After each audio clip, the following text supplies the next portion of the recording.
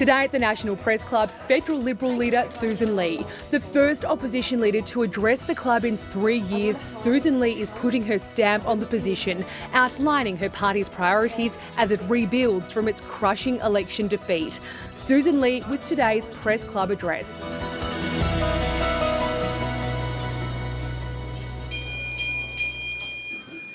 Hello and welcome to the National Press Club of Australia for today's Westpac address. My name is Tom Connell, I'm the club's president and an anchor as well, a politics anchor at Sky News. Today's guest, of course, is the opposition leader, Sussan Ley.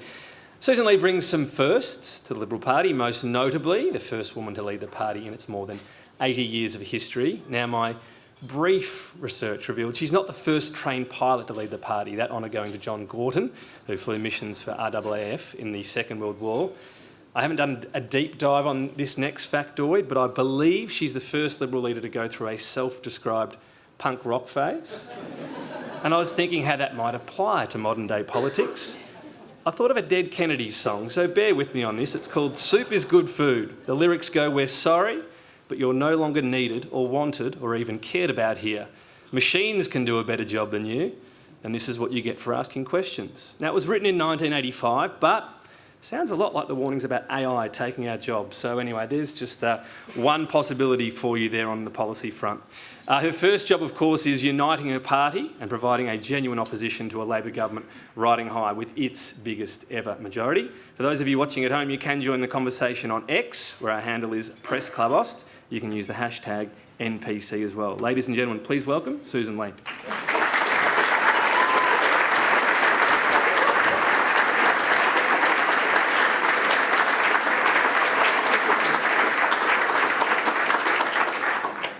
Thank you for the warm welcome, and I'd like to begin by acknowledging the traditional owners of the land on which we meet today.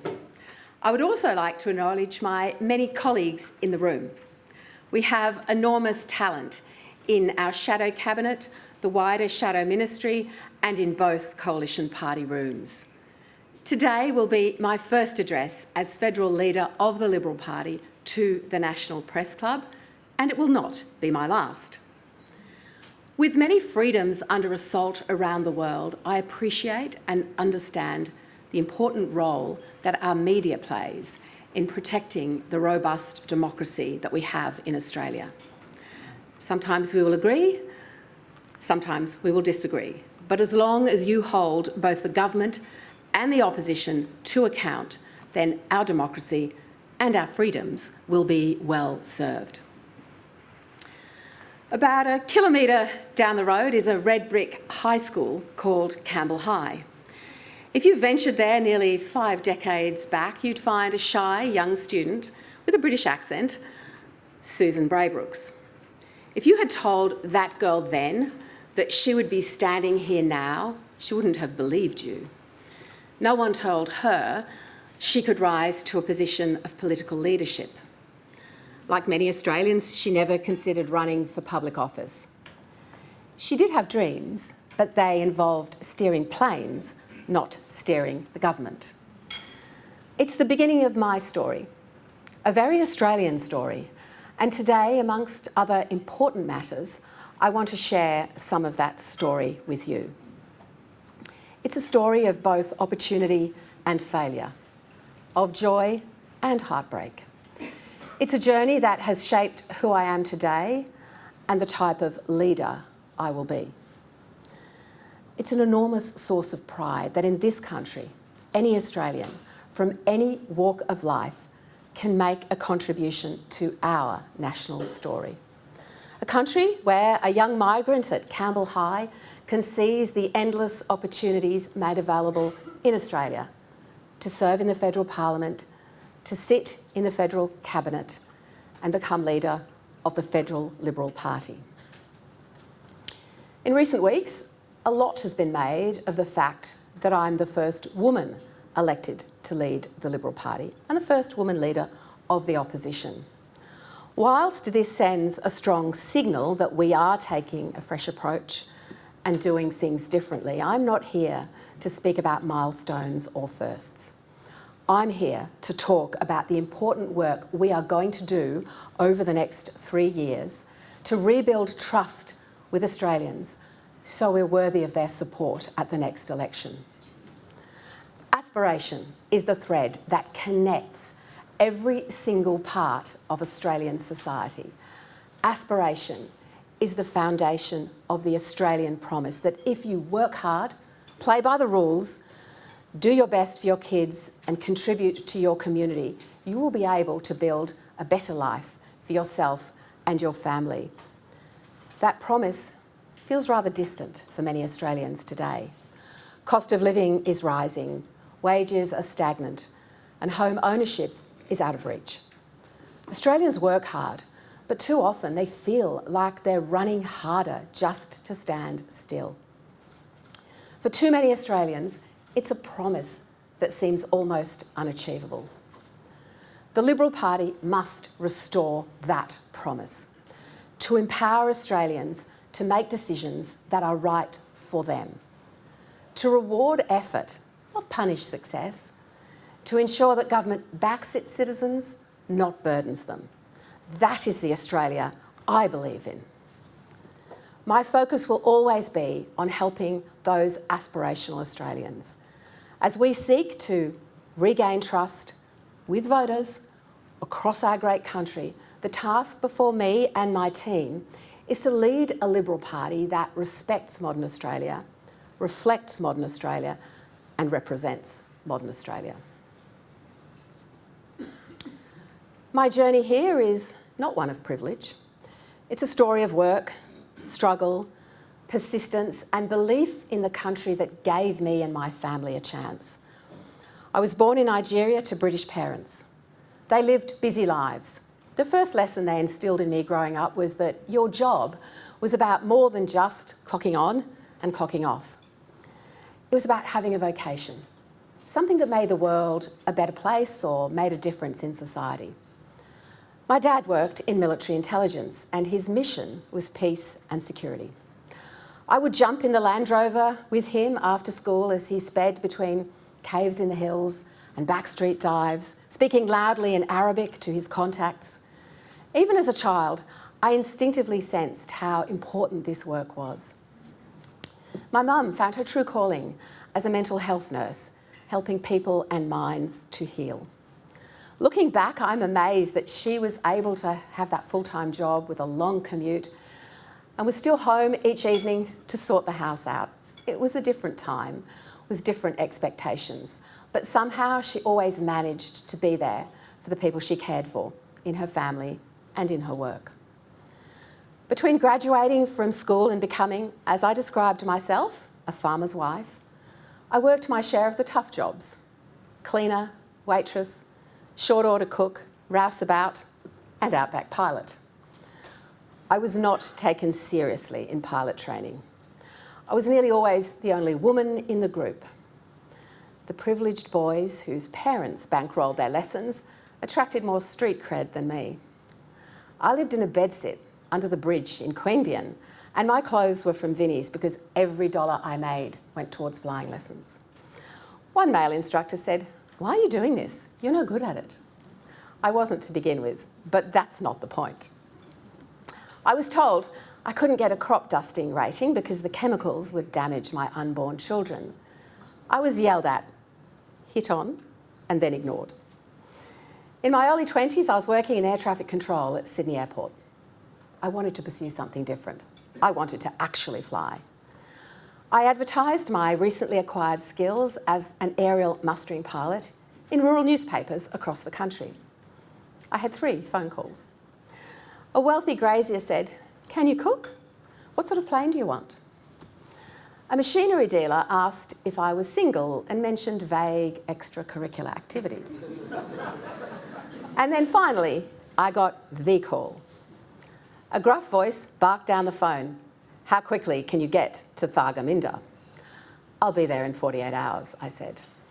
I packed up my flat in Coogee and drove 1,700 k's in my much-loved 1969 HT Holden to the backcountry.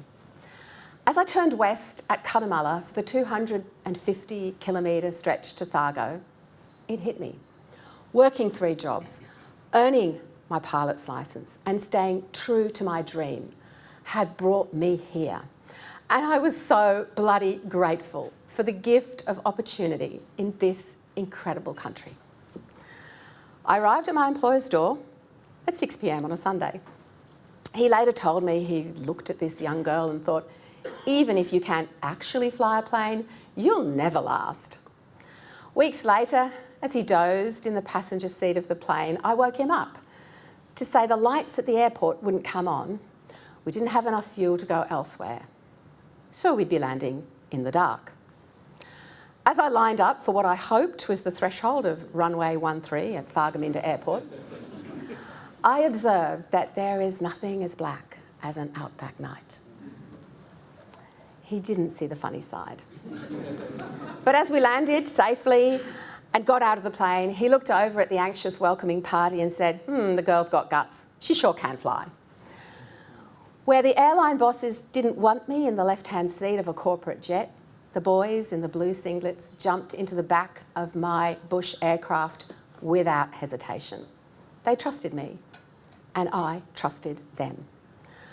I soon found myself working in the shearing sheds, picking up 800 fleeces a day, cooking for a team of 20 on wood stoves in high summer, with kerosene fridges and pit toilets.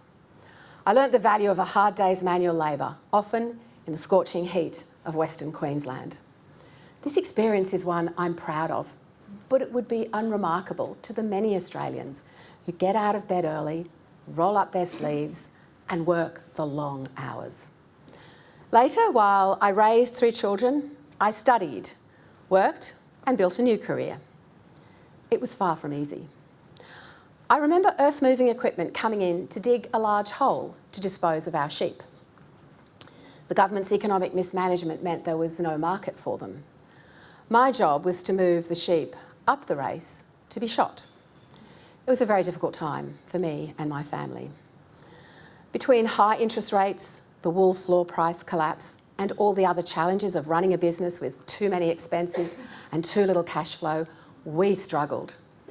Those days will never leave me, and the lasting connections made are why I understand just how tough it can be for those who live a life on the land.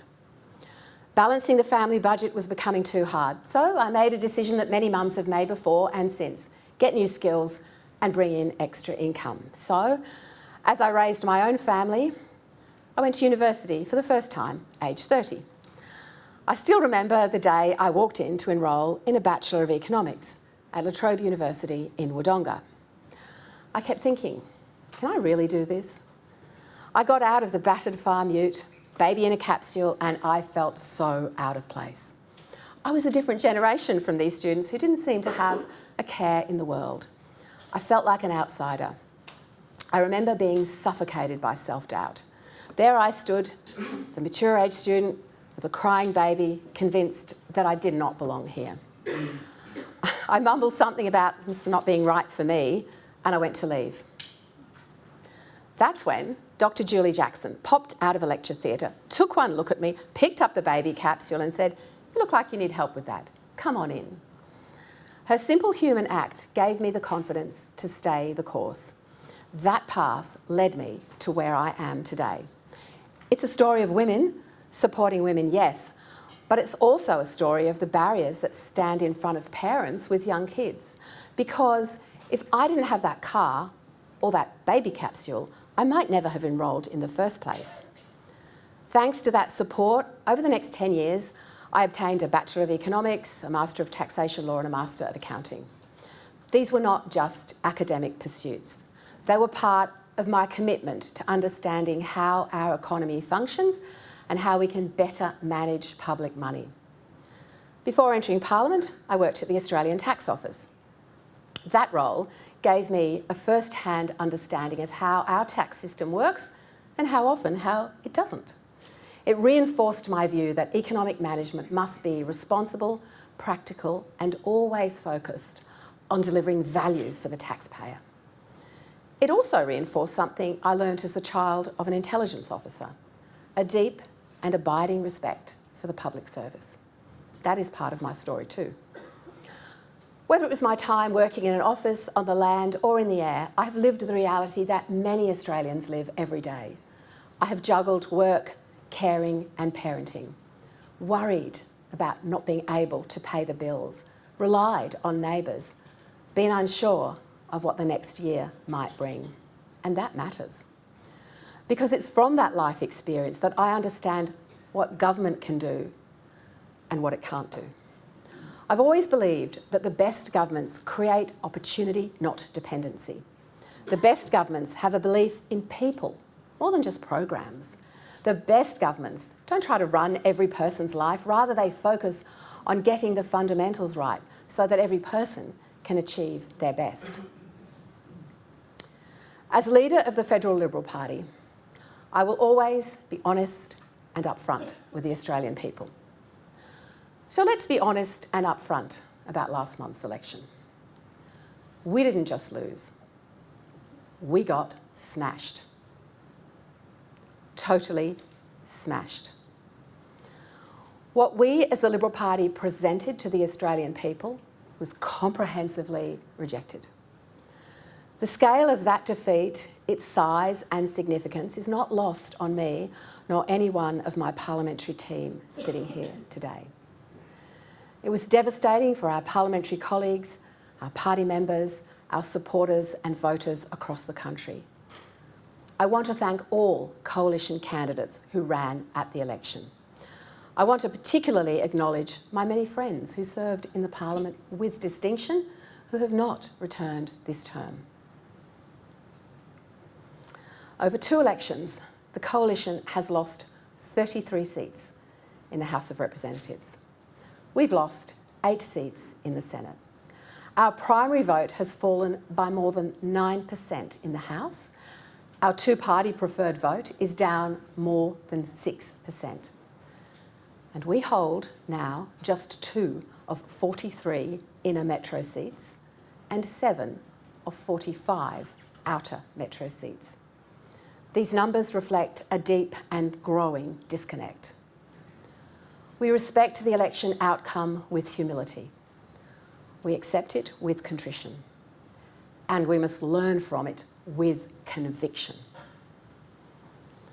I have never taken representing the people of Farrer for granted. It's been the greatest professional privilege of my life.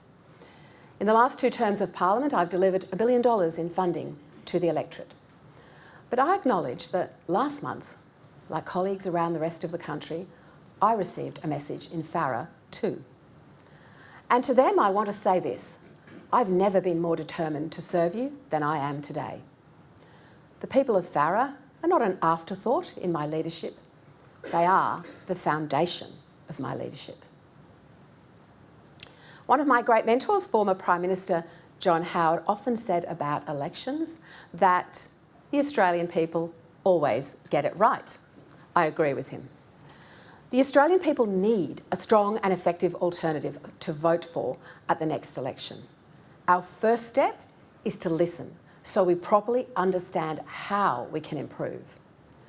Last week, we appointed Prue Goward and Nick Minchin to conduct a root and branch review of the election result. Both are eminent Australians, widely respected for their distinguished service across a broad spectrum of public life. Never has a review been so important to the Federal Liberal Party. Prue brings a deep expertise from her extensive work in government, human rights, social policy and the media. Nick has had a long and successful career in government, politics, campaigns, diplomacy and finance. Their review will be frank and fearless, ensuring a thorough and honest assessment of what went wrong and how we can fix it. It will look at the election campaign and also the period leading up to it. It will look at the performance of the Liberal Party, the Federal Secretariat, the State and Territory divisions and the parliamentary team. As a federal executive, we've tasked the review with looking at the Liberal Party's performance across the country and among all voter groups and communities, including multicultural communities, women and youth, and urban and regional areas. They'll also look at the way we conduct our research, our policy development, and how we communicate to Australians. The review will conclude by the end of the year, and it will be made public. We can do better, and we will do better. Can I say to those Australians who voted for us, thank you. To those who did not, we hear you, and we recognise that we did not meet your expectations. We will do the hard work to regain your trust and earn your support in 3 years' time.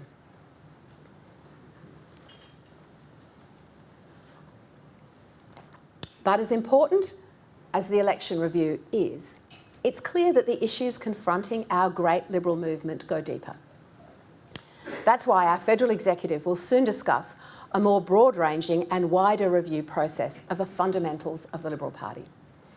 I believe there is a need for the party as a whole to have a deeper look at the existential issues we face, how our divisional constitutions operate, and how we can better serve, support, most importantly, grow our membership. This will not be an academic exercise. My parliamentary team and I will stay in close touch with our state and territory divisions to ensure success in this important area. Senator James McGrath will play an integral role in bringing this longer-term body of work together.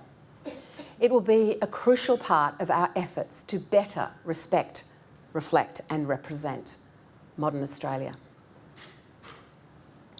In times of crisis, there's always talk of returning to our foundations, often in the context of Sir Robert Menzies. The party Menzies founded was not only for women, it was built by them. It was women's groups, women's voices and women's energy that helped shape the Liberal Party. The Australian Women's National League, as well as many other prominent women's organisations, were central to the formation of our party. We must be a Liberal Party that is proudly for women and made up of women. Our party must pre-select more women in winnable seats so that we see more Liberal women in federal parliament. Now, I'm agnostic on specific methods to make it happen, but I am a zealot that it actually does happen. Current approaches have clearly not worked, so I'm open to any approach that will. The Liberal Party operates as a federated model, meaning that each state division determines its own pre-selection rules. If some state divisions choose to implement quotas, that's fine. If others don't, that's also fine. But what is not fine is not having enough women. As the first woman leader of our federal party, let me send the clearest possible message. We need to do better, recruit better, retain better and support better. That's why I will work with every division, as will my parliamentary team, to ensure we pre-select more women for the 2028 election. When I say the Liberal Party must respect, reflect and represent modern Australia, people have understandably asked, well, what do we mean by that? Modern Australia is diverse, dynamic and ambitious. It's made up of people from every corner of the world. It's families raising children in the suburbs. It's young people building careers, renting, while chasing the home ownership dream and studying for futures that look very different from the past. It's older Australians who helped build this country, who still have so much wisdom to offer with a strong stake in our nation's future. It's professionals, small business owners, community volunteers, entrepreneurs and everyday workers who deserve to be recognised, not overlooked. Modern Australia is not just one story, it's all of them. And our party must be big enough to represent that shared experience. One of the clearest messages from the election was that Australians want better answers from us. We are the alternative government and we must act like it. The Liberal Party is at its best when we focus on building aspiration in our country, that thread which connects every part of Australian society. We are at our best when we focus on making government better, not bigger. When we argue for lower taxes, not higher. And when we talk about policies to create more opportunity instead of just criticising Labor for creating less. I do not take the responsibility of being leader of the opposition lightly. My leadership will be inclusive, consultative and collaborative. Over the next 2 days, we will meet as a shadow ministry, as a shadow cabinet and as a Liberal Party room. The party room meeting will not be about debating or determining individual policies. It will be our first formal opportunity to discuss the 2025 election and the Goward-Minchin review. It will also be an administrative party meeting focused on discussing structures and frameworks for new policy development processes. This will be an initial meeting on these matters and further work will follow. I want to empower all MPs and senators in my party room, from the leadership group to the backbench, to contribute to the development of our party's next policy platform. As I have often said, our policies are up for review, but our values are not. Our policy development process will be iterative and continuous. It will evolve throughout the term in response to internal and external feedback, emerging issues and ongoing engagement with the community. As part of that policy development process, we will establish a dedicated coalition working group on energy and emissions reduction policy. This group will work directly to me and to David Littleproud. It will be led by the Shadow Minister, Dan Tehan, and involve the Shadow Treasurer, Ted O'Brien, Susan McDonald in Resources, Alex Hawke in Industry, Angie Bell in Environment, and Shadow Assistant Ministers, Dean Smith and Andrew Wilcox. And over the course of this term, our task will be to develop a plan underpinned by 2 goals: having a stable energy grid which provides affordable and reliable power for Australian households and businesses, and reducing emissions so that we are playing our part in the global effort.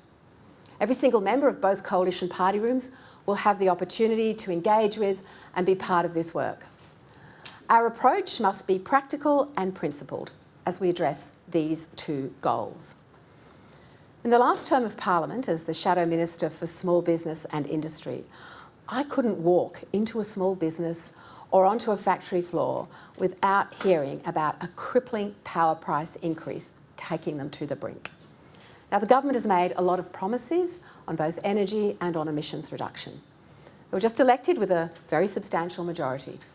It's now on them to explain how they will realise the targets they have committed to and the promises they have made on both. We will hold them to account on these issues at every turn, because families and businesses around the country are depending on their governments to get energy policy right. Our aim is to ensure the Liberal Party's future policy offering connects with voters across the country. Our party must look and sound and feel like the country it seeks to represent. That starts with strong economic management. A tax system that restores the Liberal Party fairly and squarely as the party of lower taxes. A society which supports strong families and communities. An economy that provides dignity and security to ageing Australians. Housing that is attainable, especially for young people. Communities where everyone, especially women, feel more than safe but empowered. A country that works alongside Indigenous Australians in dignity, opportunity and mutual respect. And a health system that helps prevent illness as well as treat it. We're going to listen, stand by our values, fix our policies and work hard every single day for the Australian people. We will be constructive when the government has good ideas and critical when they have bad ones. But we will always act through the prism of the national interest. That is what Australian people deserve, and that is what they will get under my leadership. I'm clear-eyed about the task before me and my team. My leadership will not be measured by headlines or the polling of the day. It will be judged by the Australian people on whether, at the next federal election, the Liberal Party presents a serious, credible and compelling agenda for change.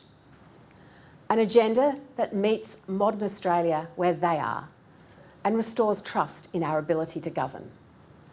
A policy offering that tackles the economic, technological and social challenges Australia now faces. That addresses the big questions. how to grow the economy, lift productivity, build more homes for younger Australians, tackle cost of living, help people keep more of what they earn, and restore confidence in our institutions. So, judge me on whether Australians in every corner of the country can see a future in the Liberal Party. Whether a young woman in her first job, a couple starting a family, a small business owner putting everything on the line, or a migrant family working hard to get ahead can all say at the next election, that's a party that's here for me and the things I believe in. That's how I will measure success. Now is also a time for clear eyes and honest conversations on national security and defence. As the government's own Defence Strategic Review makes clear, this will be a decade defined by global uncertainty and strategic competition. The public version of that document says this, and I quote, "Strategic warning time for conventional conflict is a time a country estimates an adversary would need to launch a major attack against it. In the post-Second World War period, Australia was protected by its geography and the limited ability of other nations in the region to project power. In the contemporary strategic era, we cannot rely on geography or warning time." End quote.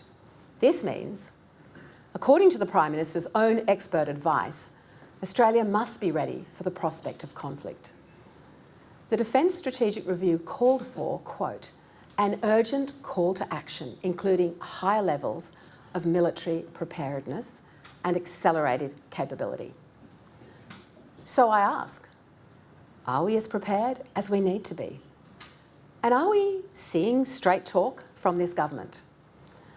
Earlier this year, all Australians saw the reports of the Chinese Communist Party's Navy ships circumnavigating Australia. We see China as an important partner and seek respectful engagement with the Chinese government and its people. But that respect must go both ways. The way this circumnavigation occurred was not respectful. We called it out at the time, and we would do so again. I want Australia and China to have a good relationship. When it comes to our two great countries, there is much to be optimistic about. I was part of the Abbott government cabinet that signed the China-Australia Free Trade Agreement. Our two nations have a shared history which is rich with incredible people-to-people links. It is those connections which should define this relationship. But we have to be clear-eyed about our region and the world we live in too.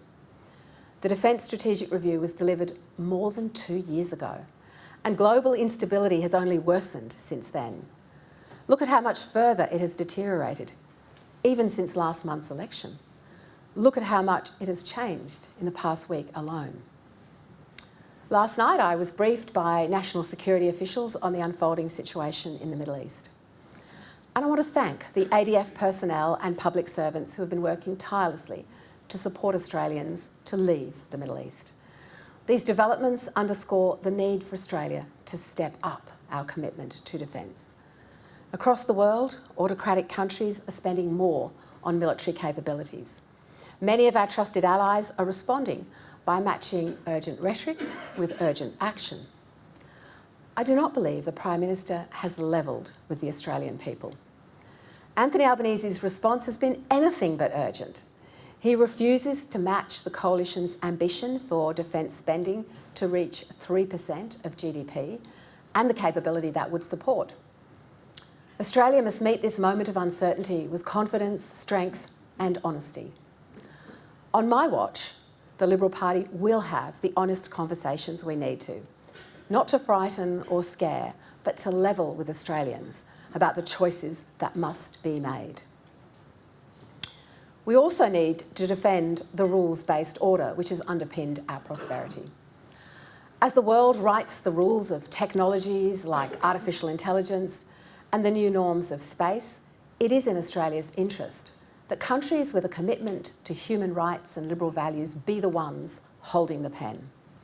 That is why now is the time for Australia to step up, not step back. We have to build on alliances like AUKUS, the Quad, and our Five Eyes partnership. The first step must be an increase in defence spending, with a focus on key capabilities, including space, drones and missiles. And we need a proper strategy to address the declining recruitment numbers in the ADF.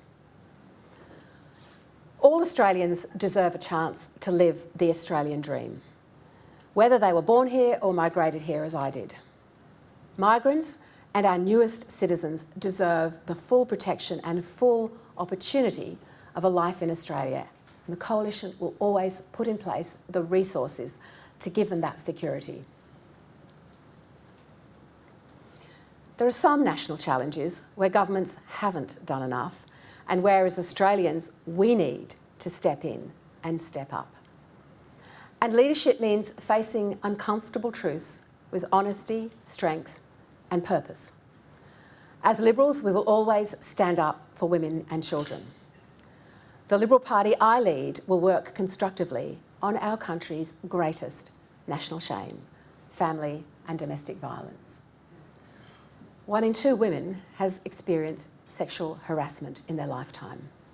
From the age of 15, 1 in 3 women has experienced violence and 1 in 6 have experienced physical or sexual abuse. Last term, I stood in the Parliament and I read out the names of women who had lost their lives in just 1 year. These women are not just statistics. They are mothers, daughters, friends. They had hopes and dreams that they will never now realise. I want the women of Australia to hear me when I say to them as a national leader, I understand the fear you feel when you go for a walk alone, because I have felt that fear too. I understand the pain that comes with coercion and control, because I have felt that pain too.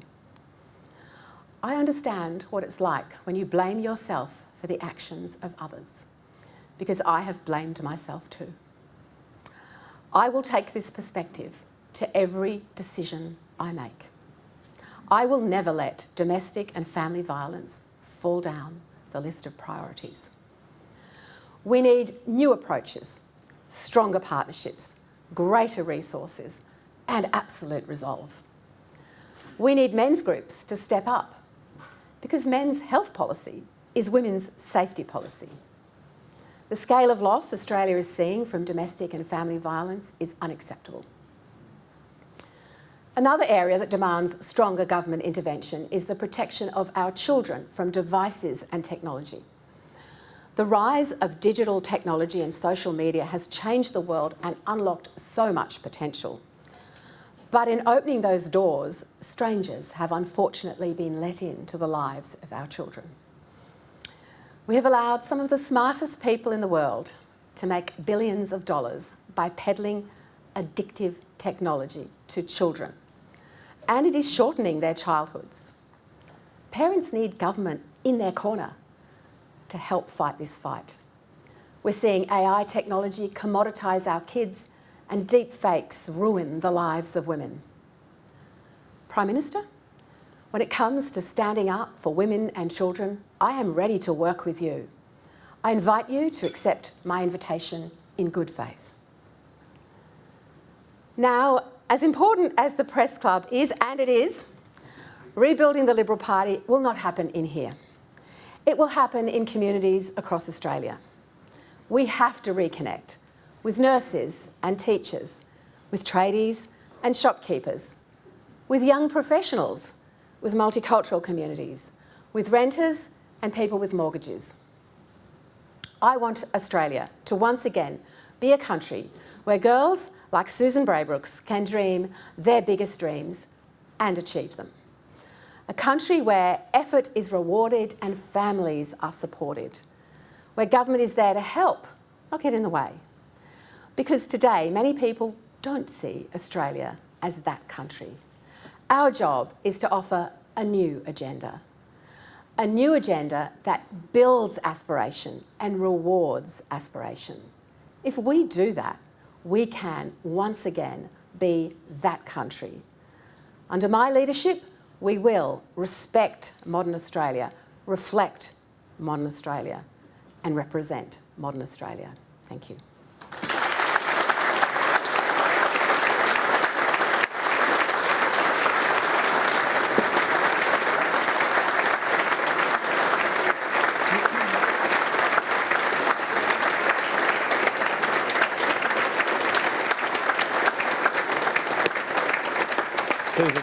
Thank you. Just going to jump in there. The applause might go on forever otherwise. It sounds to me as though the previous spoken about outer suburban strategy of the Liberal Party is gone. You want to go broader than that.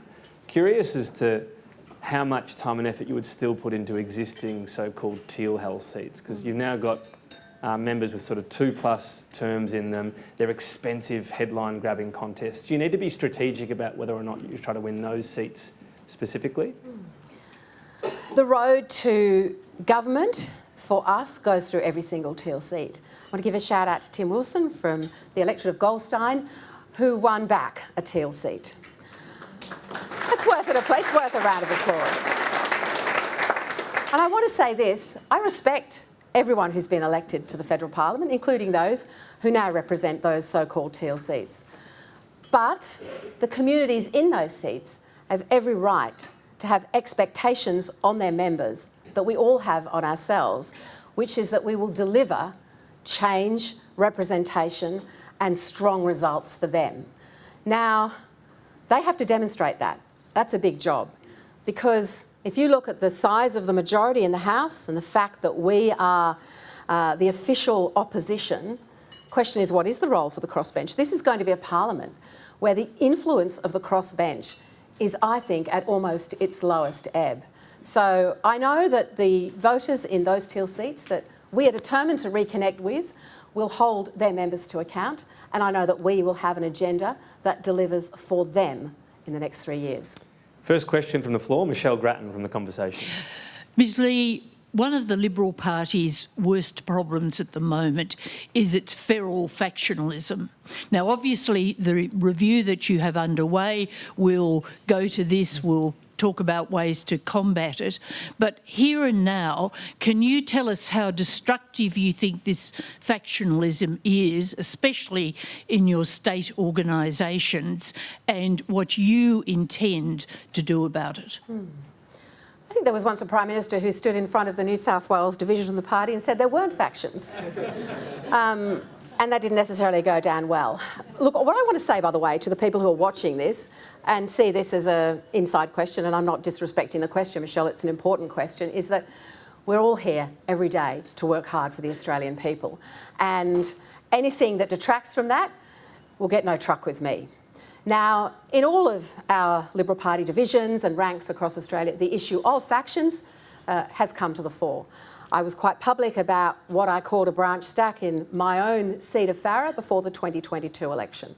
So things were not well in the division. I supported the intervention that my predecessor put in place.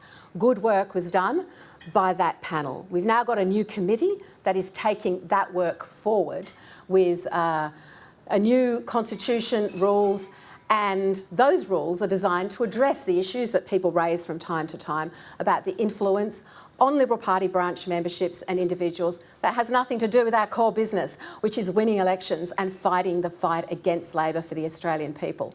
So having got that new set of arrangements in place in New South Wales, we are well placed to be the party we need to be to take the fight up to Labor.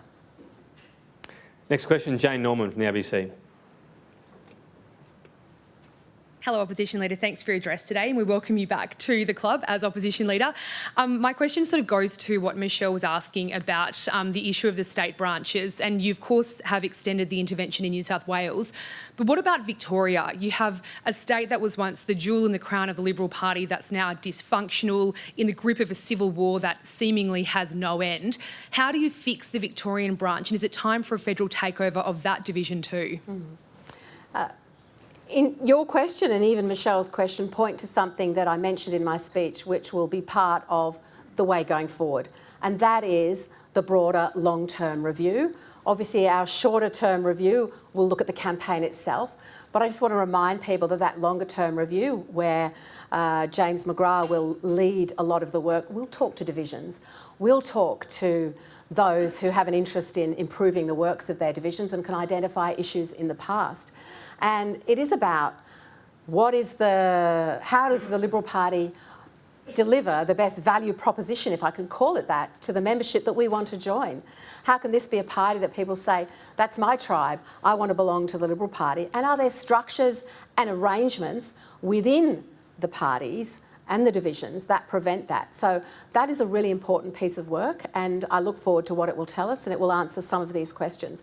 In principle, interventions are not something we should support from a federal level, but we do support our state divisions to get it right. Phil Curry from the AFR. Thanks, Tom. Hi, Ms Ley. Welcome to the Press Club. You've outlined sort of a fairly formidable recovery plan, comprehensive, but at the end of the day, the mathematics is you're sitting on 43 seats that would need to win more than 30 to win the next election. Could I ask you, in your bones, what is your most realistic expectation or benchmark for success at the next election? And I don't mean to pry, but you also alluded towards the end of your speech that you'd had first-hand experience with domestic violence. Is that correct? Is that something you've spoken about before? Look, many women in our communities and in the rooms that we walk in have told me their personal stories, and I've identified with them. With respect to the party I lead, the most important focus I have every day is working for everyday Australians. Now, critically, we have to present a serious, credible, important agenda that is authentic and that people relate to going forward.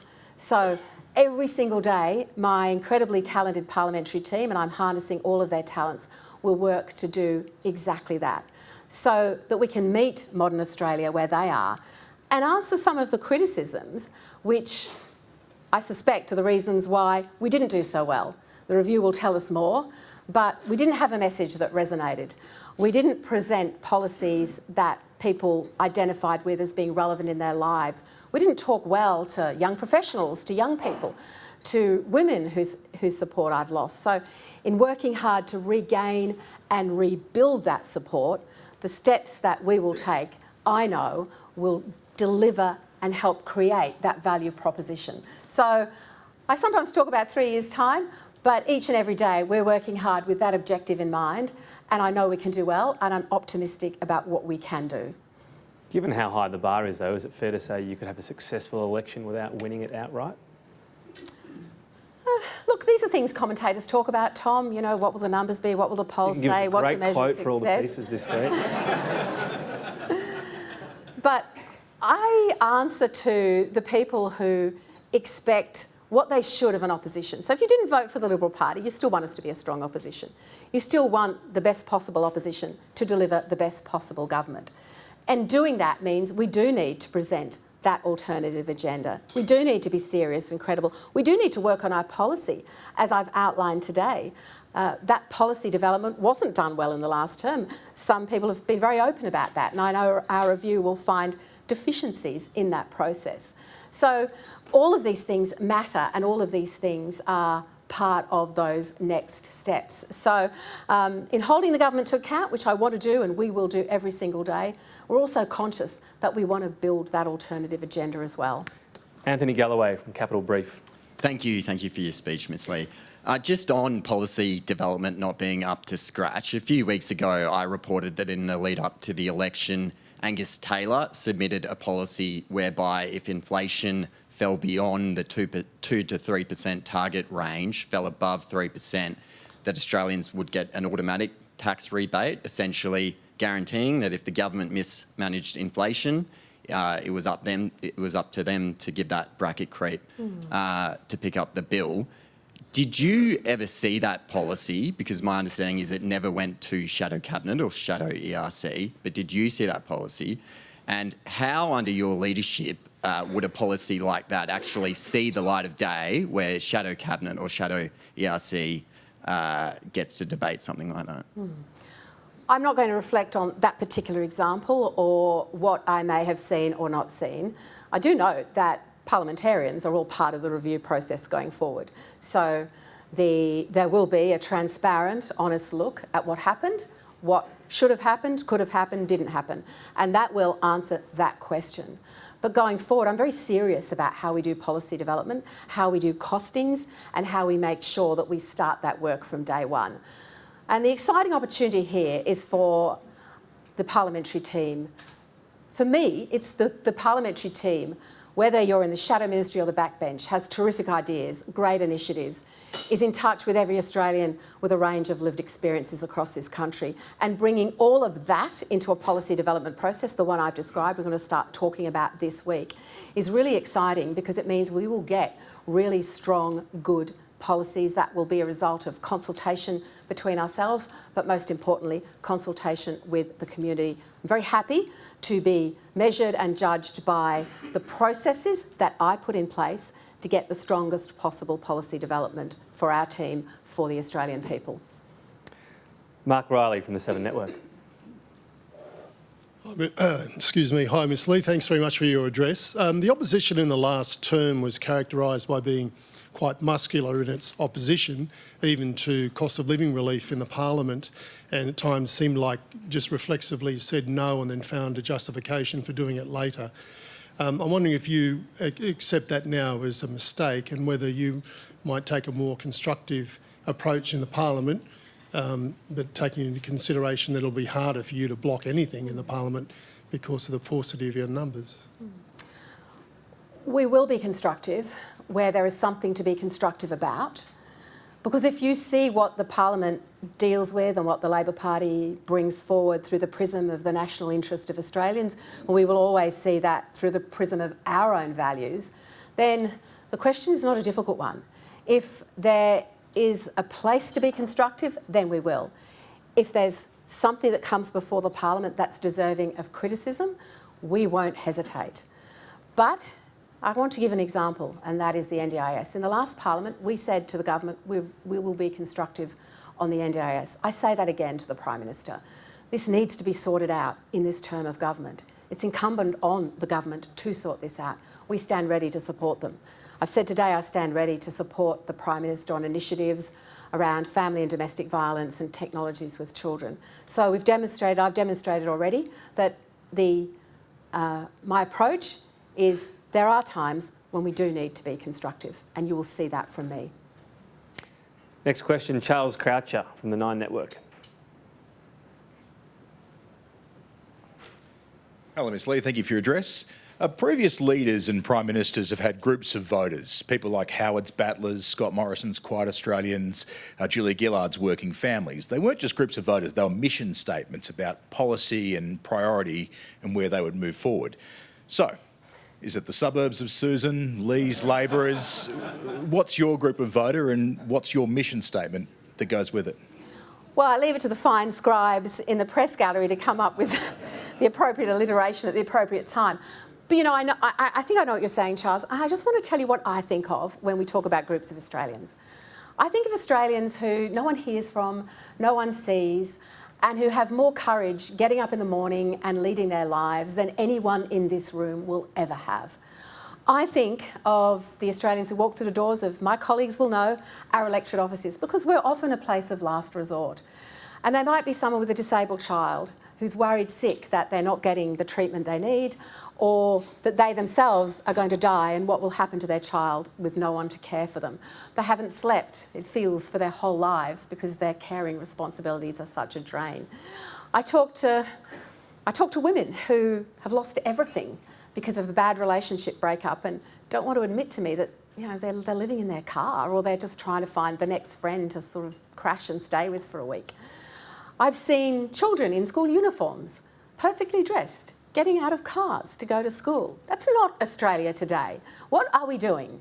So I want to fight for those people. I want to fight for them, give them a voice, and I want them to know that the experience I've had in my life and the lived experience of the people in my party room absolutely understand them and are there for them 100%.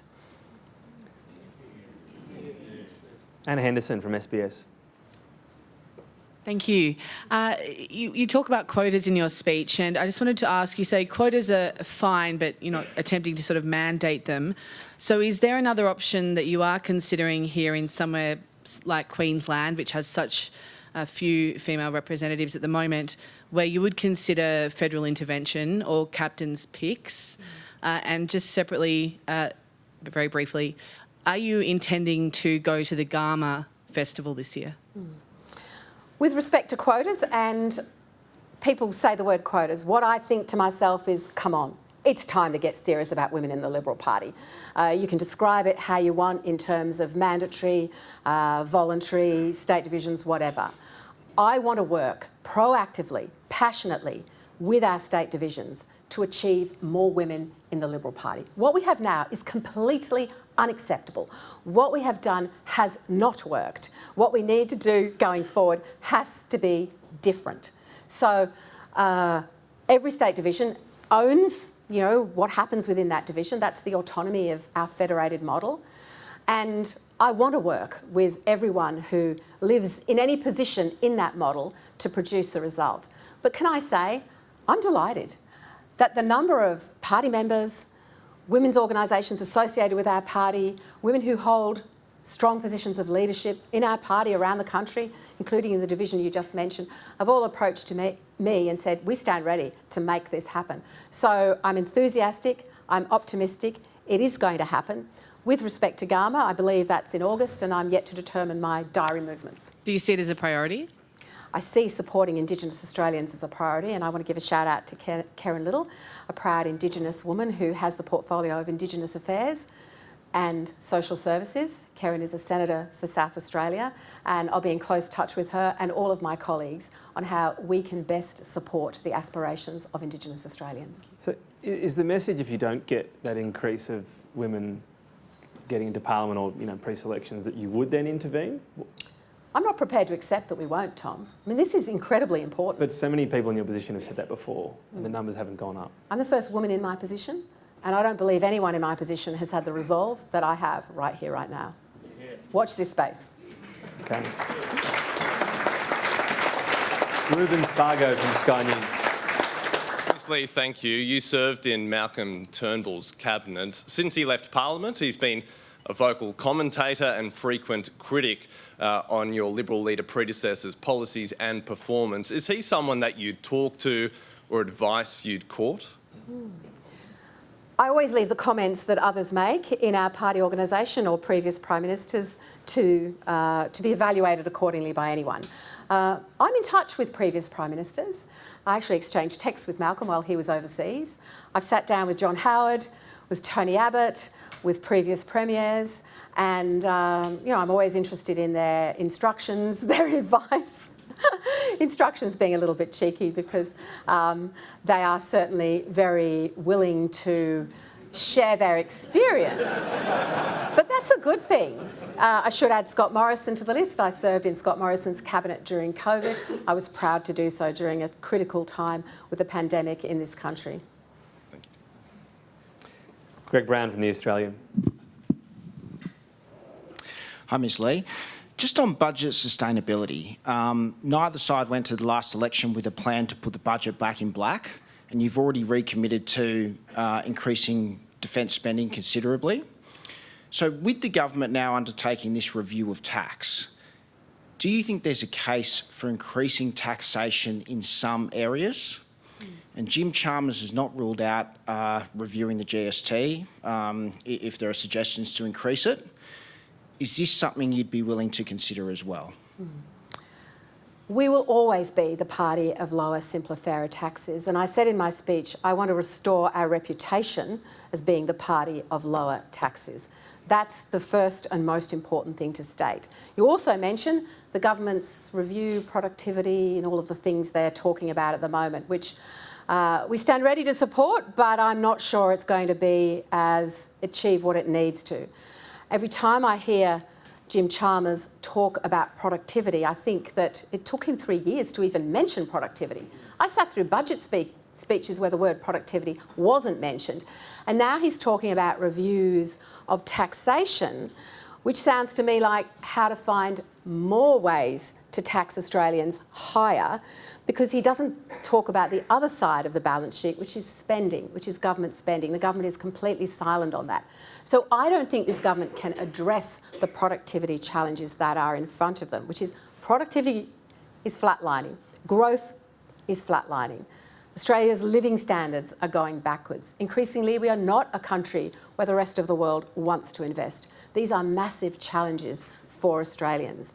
But in terms of things that we may or may not do, that's subject to our review process and our policy development process. But could there be a case for raising taxation in the GST, for example, if it means that you're lowering income tax and actually lowering the tax burden overall? As soon as you say, is there a case for raising tax, my instinctive answer is no. In terms of the detail, we'll see how we examine the proposals that the government brings forward. I mean, they haven't got a proposal around GST. But most importantly, right here, right now, in opposition, we have to hold them to account. We have to hold a mirror up to what they are doing, because they're telling the Australian people they've got answers. They clearly don't. Olivia Ireland from the SMH and The Age. Thank you, Ms Ley, for your speech. Previous Liberal Party reviews, particularly the 2022 review published by Jane Hume and Brian Longman, explicitly stated a reason for the decline in the vote is because of women. You yourself, after this review, was in the second most senior position as Deputy Opposition Leader. How can you guarantee that this review will actually be listened to? Brian Loughnane and Jane Hume did an outstanding job on their review. And they're outstanding individuals contributing as they do to public life. This is a different era. I have a different tone, a different team, and I have different priorities. The priority that I have articulated very strongly today around women is one that I will not take a backward step from. So without looking back and making unnecessary commentary about the past, I don't necessarily think that's helpful. To the extent that people want to understand what happened, they will through our review process. So I'm not trying to disown it or say it didn't happen. That will all come through those review processes. But what matters now is what we do next going forward. And I have made that commitment, and I'll continue to make it, and I'll continue to talk about it every single day. Next question, Jason Koutsoukis from the Saturday paper. Ms Ley, thanks for your speech and welcome to the Press Club. Your predecessor, Peter Dutton, declined Jim Chalmers' invitation to attend the Jobs and Skills Summit in 2022. If the same invitation is extended to you to attend the Productivity Roundtable, will you accept? Well, as I understand it, Ted O'Brien, our Shadow Treasurer, will be there in the room, and it's important that we participate, and it's important that we hear what the government has to say. I could tell you a lot of stories about the results of the Jobs and Skills Summit because I had the skills portfolio in opposition, and it felt as if absolutely nothing happened afterwards, and the skills challenges for the Australian economy just got worse. So, but in the spirit of goodwill, I'm comfortable that we sit at that table and that we hear what the government has got to say. But they have to have honest, clear-eyed conversations with the Australian people, and I'm not sure that they're doing that right now. So was he invited and he's accepted? Is that how? He'll be there. And I'm conscious he's right there, but you've got the microphone. He is right there. Did Labor invite Ted O'Brien, or how did that work out? Because Jim Chalmers was pretty coy on that stage when we asked him about the opposition. You probably pushed him to the invitation, and that's probably why it was issued. Well done. There you go. We get things done here. Nicholas Smith from the Nightly. Thank you for your speech, Opposition Leader. You mentioned a committee on energy and emissions reduction, but there has been considerable scepticism within the coalition towards net zero commitments, which puts you out of step with the public, and particularly young and metropolitan voters who want more on climate action. Are you making yourselves more unelectable for the sake of unity within the coalition?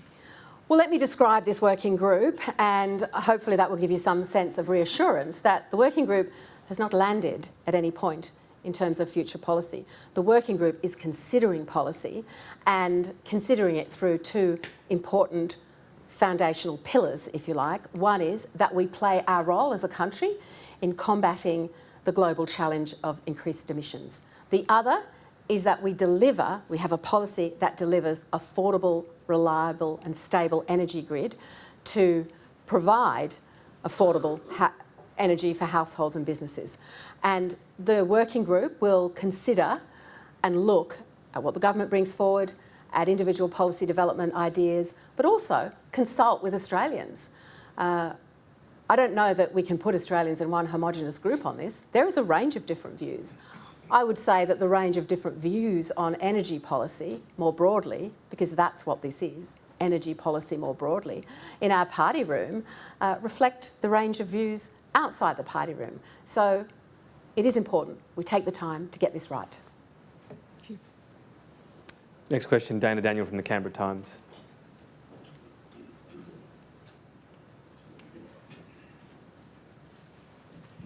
Thank you for your speech, Opposition Leader.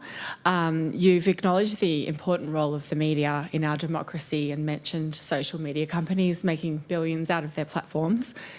Media companies say that the tech giants are profiting from their content without compensating them, putting the viability of public interest journalism at risk. And the PM 2 weeks ago said he remains committed to the news media bargaining incentive, but progress has been slow on this. Can you confirm that the Coalition does support this model of encouraging tech companies to pay for news through a levy with an offset that rewards those that do deals? And would you call on the government to prioritise moving towards legislating this?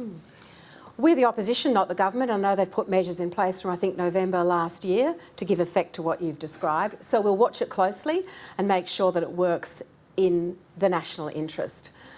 But when you mention tech companies, I do want to say this. I'm not interested in the big fat balances of tech companies when they deliver content or enable the delivery of content to children that harms children. And I don't want to ever see this issue, and I know you're talking about news, so it's slightly to one side of it, but you were talking about the tech companies. I only want to see it through the prism of the effect it has on vulnerable young people who can't speak, who can't necessarily explain the effect, and who are being approached by this stuff in a way that is heinous and harmful. So I want to look straight past the tech companies into the lives of children and protect and support them. So, for example, the ban on under 16s, if there's a result from tech companies where they just say we're turning social media off in Australia, you won't blame the Labor government for that, you'll blame the tech companies? Well, the Labor government's got a big task to get this right. So we're not making policy from opposition, and we're there to support the government to get it right. And it's not straightforward. A lot of public policy isn't straightforward. But I do hope that they see it through the lens that I've just described. Tom McElroy from The Guardian. Thanks, Tom. Thanks for taking our questions, Ms Ley. I was hoping to follow up on net zero. You've previously personally argued for net zero, and in your speech and in your answers today, you say Australia must play our part in the global effort. Isn't net zero the bare minimum in doing that? Shouldn't that be the starting point of any new policy from the Coalition?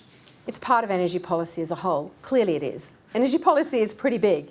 It includes international commitments, it includes emission reduction, it includes the types of technology that power our industry, it includes reliable, affordable, baseload power, it includes gas, it includes national security, it includes so much. So it's quite right that we consider it in one policy framework, which is exactly what this working group will do going forward. Now, we got smashed at the last election. I think I made that very clear. And that's a good reason why we would say, let's start this policy development process at the beginning, let's do it properly, and let's take the time to get it right. So you'd be open to a non-net zero policy at the next election if that's what this committee comes back with? I don't think you'd expect me to get ahead of a policy working group that I've just announced today. Thank you. Kat Wong from AAP. Thank you so much for your address today, Ms Ley. So during your speech, you said never has a review been more important, but I wanted to point to the 1983 election, which was probably the Coalition's worst result bar the May election. One of my colleagues wrote about that election review, which showed young people, women and multicultural communities were all abandoning the Liberal Party in droves and recommended fresh thinking and better communication. So while the Coalition in subsequent decades did improve their position, 40 years later almost, you're almost in the exact same position, if not worse. If history repeats itself, the party could improve in coming years, only to fall further on. So do you think there is truly a way to stop what is emerging as a long-term pattern of regression? You've pointed to events of 1983, which I'm not close to, but what I do know is that we did improve our position after that. And I do know that many more women came into the parliament in 1996 and made extraordinary contributions. And what I do know is that in 2001, more women in Australia voted Liberal than didn't. So we were a good position.